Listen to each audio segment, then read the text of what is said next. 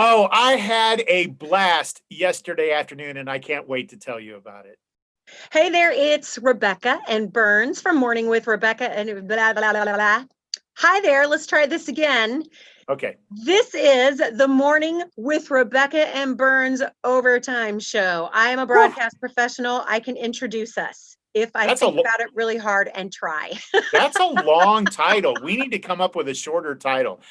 Yesterday afternoon, I got in the car. I drove to Southwest Fort Worth, went to the Mardell Christian store right there on South Hewlin Street, and I was there because Lauree was there. Lauree from the afternoon show is broadcasting live from the Mardell Christian store because of Feed Your Neighbor, and just went and hung out. I went by the supermarket store and bought a couple of bags of canned goods and brought them out. I made the mistake of telling Lauree that I didn't get anything that I wouldn't eat myself. Okay. I wasn't gonna go through our cabinets and pick out all of the foods that I didn't like. I just decided, hey, if I think it's good, that's what I want to buy. So I did. So Lauree started going through the bags. Well, yeah. What was in it? What did you pick?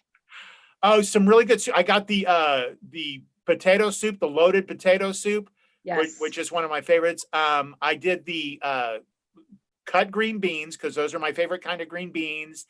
I think I got some chili, and I got some of the hearty soups. You know, the man, what are they called? I don't even know what brand they're called, but Thick those are and the ones I chunky? got. I don't know, Yeah, but I know like what the you're talking about. yeah, like the chunky soups. Yeah, and so those were the things I put in there. And that, they had 3 boxes and they were about 75% full. I was so encouraged. So many folks came out and they said they listened to Rebecca and Burns, so I thanked them for that, and just had a great time. But she probably will not be happy with me, but I got to tell you a Lauree story. Oh, I heard that, first of all, if she's watching, Lauree from the afternoon show, you know how much I love you. I love you even more now that I know this story about you. Don came in this morning and told me the best Lauree story. I'm just happy to know this happened because it's hysterical. Okay, so Lauree Austin and I go back a few years. I was working at a radio station in Virginia, and Lauree was doing fundraising for stations all across the country. She was helping them. I was in Virginia, Eastern time zone. Lauree was in Portland, Oregon, Pacific time zone. It was 5:30 in the morning where I was, 2:30 in the morning where she was. We did our very first break for the fundraiser, and Lauree said, "I'll be right back."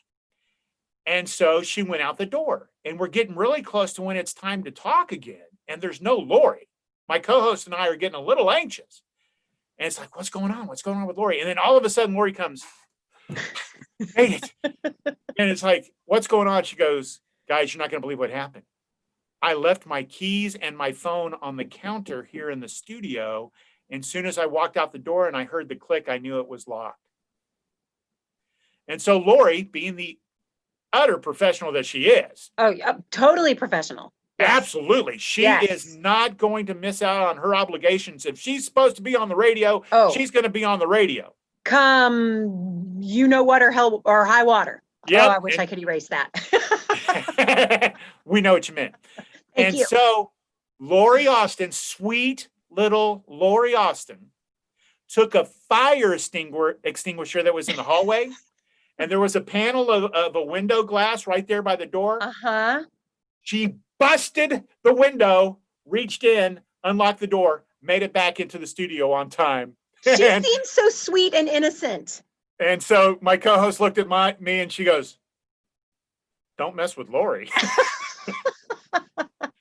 So that was my first time I ever talked with Lauree Austin. And now I get to work with her. And we were talking about that yesterday afternoon. But, well, if you have listened to KCBI for a long time, you know that summer of service is part of the fabric of our DNA. And this summer, it looks like Feed Your Neighbor. And so we will be spread out all over the DFW area at various Mardell Christian bookstores collecting non-perishable food items. And we would love to see you. All you have to do to see all of our locations and times is go to kcbi.org. But we would love to see you.